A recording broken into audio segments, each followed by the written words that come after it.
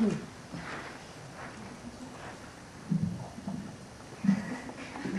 tall for this mic. Birches by Robert Frost. When I see birches bend to left and right across the lines of straighter, darker trees, I like to think some boy's been swinging them.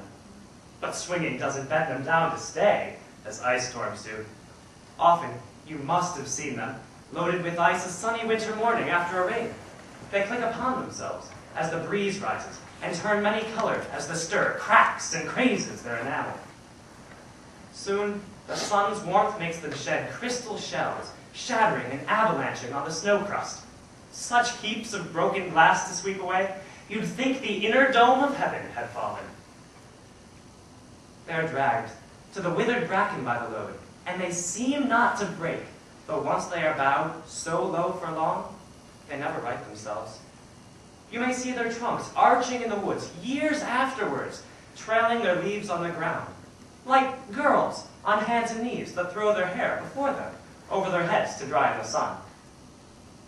But I was going to say, when Truth broke in, with all her matter-of-fact about the ice storm, I should prefer to have some boy bend them, as he went out and in to fetch the cows.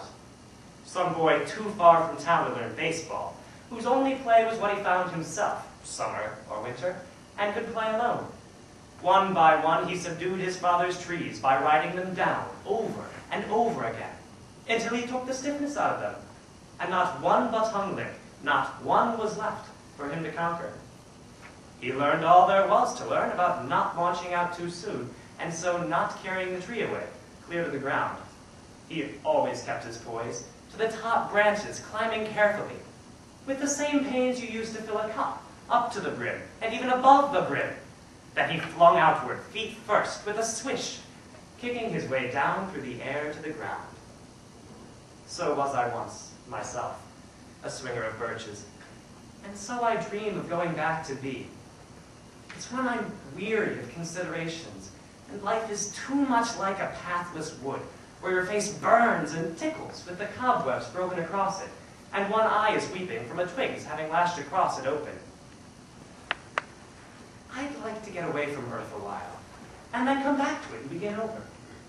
May no fate willfully misunderstand me, hath grant when I wish and snatch me away, not to return. Earth's the right place for love. I don't know where it's likely to be better. I'd like to go by climbing a birch tree, and climb black branches of a snow-white trunk toward heaven, till the tree could bear no more, but dipped its top and set me down again. That would be good both going and coming back. One could do worse than be a swinger of birches.